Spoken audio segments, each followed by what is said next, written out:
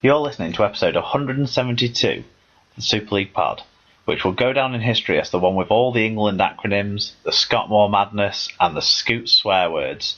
Stay listening for news, your fan views, results, stats, and more on your favourite podcast, the Super League Pod.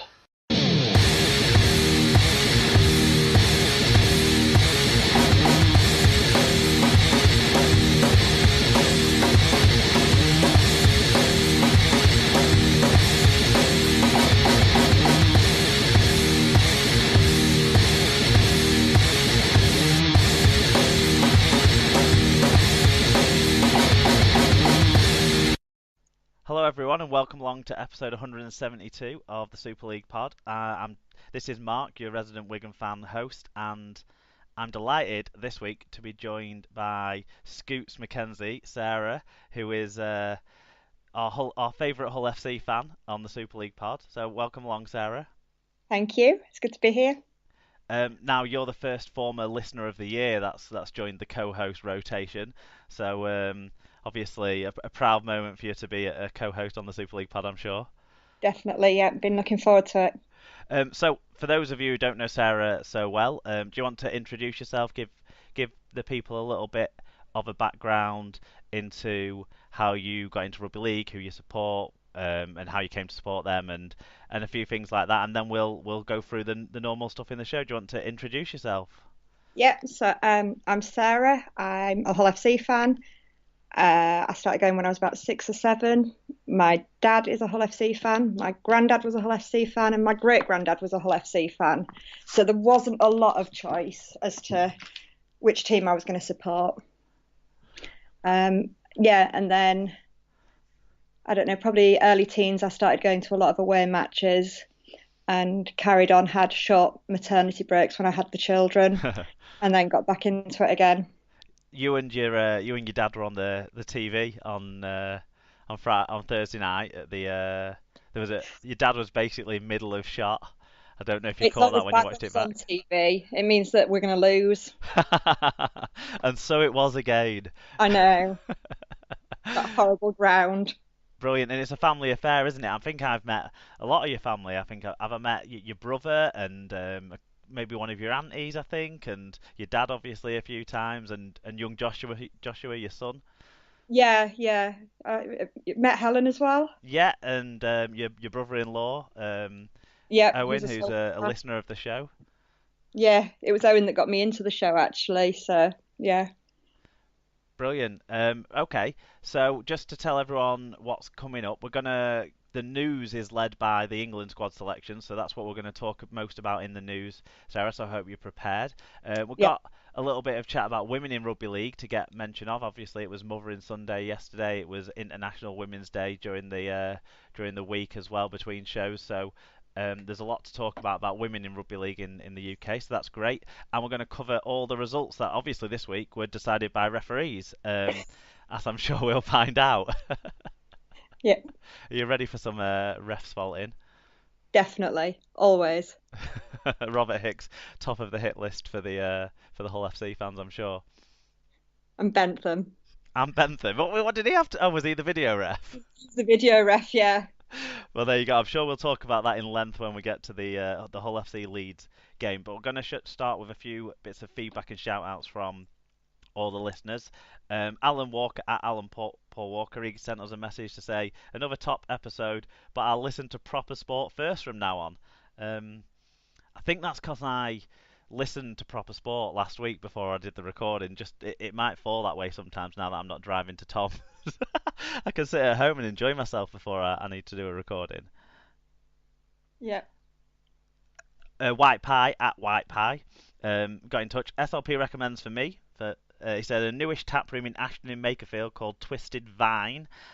So yeah, if anyone lives in the Ashton in Makerfield area, Twisted Vine is a good recommends from White Pie. If I'm ever in that neck of the woods, if I ever get off the train round there for some reason or other, then I'll walk down to Twisted Vine and have some beers because I do like a micro pub.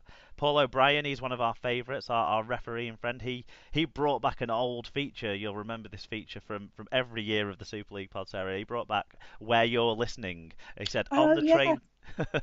on the train to uni and listening to this week's edition of Super League Pod. So if anyone else wants to tell us what they're doing and where they're listening to us, that's always a fun thing to keep track of. Obviously, on a train in England isn't the most exotic locations that we've had. No, but it is a Super League Pod classic.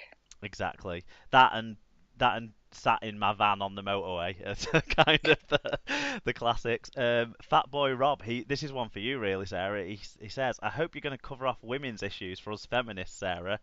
The queue for the women's toilets would be a good starter. I don't know why Rob needs to know about the queue for the women's toilets, but have you got any feminist rants? Well, I'm sure anybody that was in contact with me on Thursday would know I'm not really a raving feminist. Yeah, that's a mildly put one. Yeah, you don't like women drinking double pot pints. Only because if they get smaller drinks, they have to move away from me more often. Because Tom, my former co-host, would never have had those double pot pints get any kind of negative mention at the at Headingley. So this is really mixing it up for Super League Pod. You know, we're not agreeing about something. Double pot pints are the way to go. No, but queues for women's toilets, Castleford, I think, are down there at the bottom of being the worst women's toilets. They have. Do they have women's toilets at Castleford? Well, vaguely. I think the worst toilets I've ever been to were at the old Hilton Park in Lee. So I can't even imagine what they put the women through, because the blokes are a right shocker there. Wakefield's another one. Now they've got the porta cabin loos, haven't they, which are not too bad, but they're mildly better. Keithley, I remember going there in about 1996, and it was just a little shack. That was fairly horrendous. Do we think Keithley's? We'll have to see if anyone listens from Keithley and let us know if the facilities have improved. I know a few people were at Keithley, I think, for the Bradford game at the weekend. Alan Witts at Witts13, he says, great episode, lads. This was for me and Alan last week, not for yourself. He said, would definitely agree with Alan on his recommendations. Go and watch a random game, better for your heart. Definitely, yeah. Have you done many neutral games other than maybe at Magic weekends and things like that? Well, I've done quite a few Rovers matches. I'm not sure that they quite count as being a neutral. But you certainly see things with a different perspective. Yeah, you just have to be careful not to cause too much of a ruckus by, explaining where the referee hasn't tried to cheat your team out of things. Because I watched a game with you, didn't I, last year, and I think most of the fans around us weren't too bad, and I was trying to keep my powder dry a little bit. But yeah, sometimes it is hard to not just. I do it to Wigan fans, to be honest. So it's even harder when you're at a neutral game. You just stand there, don't you, and think, why is two lots of people hating the same guy who's literally done nothing wrong? Yeah. The worst was at Magic last year, the Wakefield match. There was this woman sitting next to us, and all she did in the entire match, Wakefield did nothing wrong all match. It was all the referee. Well, if we had any Wakefield fans who'd got in touch after the weekend's game, I'm sure we would have got some more of that, because they like to blame the referees. I remember walking away from a game at Wakefield last season and overhearing a lady saying it was the worst refereeing performance she had ever seen, and this lady was, I'd say, late 60s. It might have been generous. The same lady then, actually. Probably was. Probably. Not to allow ladies at rugby matches. This is an awful thing you can say. It's 40% of our fan base. We need the numbers. Well, that also would mean you'd be banned. So true, yeah. We couldn't have that, could we? Fair enough, okay. Final one in from the listeners this week. White Pie again, making a double appearance, says, at the risk of losing you listeners, have you listened to the Whippets RL podcast? That's the Whippets and, is it called Whippets and Flat Caps or something like that? He said, yeah. Another item for SLP recommends. It's interesting to hear a relatively unfiltered view from a couple of pros. Yeah, it's the one that John Wilkin and Mark Flanagan do. Have you had a listen to this one? I haven't, no. I haven't found it on a non-Apple podcast platform to listen to yet, which kind of means that I won't listen to it on my phone. So I haven't listened to it. So if those boys are listening in, which I'm sure they are every week, yeah, then get that onto something that we can listen to through our Android phones as well, please, chaps. Okay, and then the final shout out. This is one that we got a message about, didn't we, earlier on this evening? Yeah. And it's a shout out to Tyler Casfan, one of everyone's favourite teenage old men, really, in the way that he delivers his lines there. But Tyler's dad Is he a teenager? he is, yeah, he's only like 18, 17, 18 is Tyler. You wouldn't know with his sense of humour, would you? No, I thought he was maybe a bit older now. Well, Tyler is forever young and forever old at the same time. But Tyler's let us know that his dad is unfortunately ill in hospital at the moment, so we wanted to give a shout out and a get well soon to Tyler's dad because, well, we love the Tyler family and he's done a great job raising one of our favourite sarcastic listeners. So hopefully he can get well soon. Yeah, get well soon, Tyler's dad. Okay, is there anything else you wanted to pick up in the feedback and shout outs? I don't think so, no. I think that's... Nothing from Joshua, nothing from Joshua's granddad? No, I don't think so on the feedbacks and shout outs. Okay, in that case, we will move on to the news.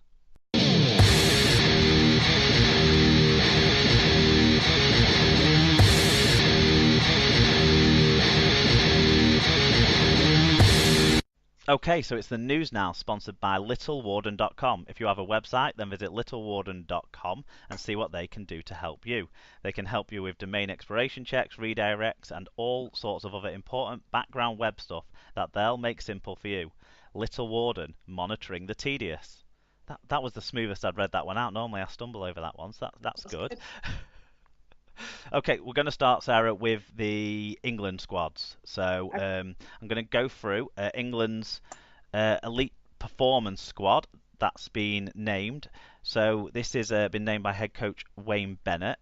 They're going to meet regularly throughout the season, and it's a 21-man squad that includes just the Super League players available for this particular squad, and it includes a first call-up for Wakefield Trinity winger Tom Johnston, and a return to the squad for Leeds Rhinos second rower Stevie Ward, Warrington hooker Darryl Clark, and Saints winger come centre now Tommy Makinson. So I'll run through that in full just quickly. We've got Luke Gale of Cass, Mike McMeekin of Cass, Jerry McGilvery of the Huddersfield Giants, Scott Taylor's your One Hull FC representative. We've got Ryan Hall, Stevie Ward, Callum Watkins, all of Leeds. Saints have got a bunch of people in there. Johnny Lomax, Tommy Makinson, Mark Percival, James Roby and Alex Walmsley. Tom Johnston's in there from Wakefield, as we've mentioned. Then the shockers, Kevin Brown from Warrington, Darryl Clark, Ben Curry, Chris Hill and Stephen Ratchford from Warrington, John Bateman, Sean O'Loughlin and George Williams rounding it out from the Wigan Warriors. We had a couple of people get in touch. Wakey Y is the first one of those. He said several things jump out. First, well done Tommy Johnston, long overdue. Second, where is Sam Tompkins? Third, surely we have better than Brown.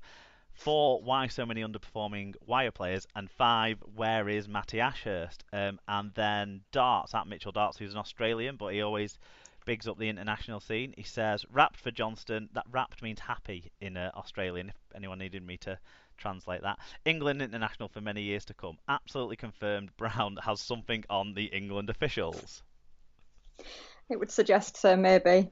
Do you, I mean, from your perspective, any big takeaways from that squad? Not sure. Again, yeah, Kevin Brown.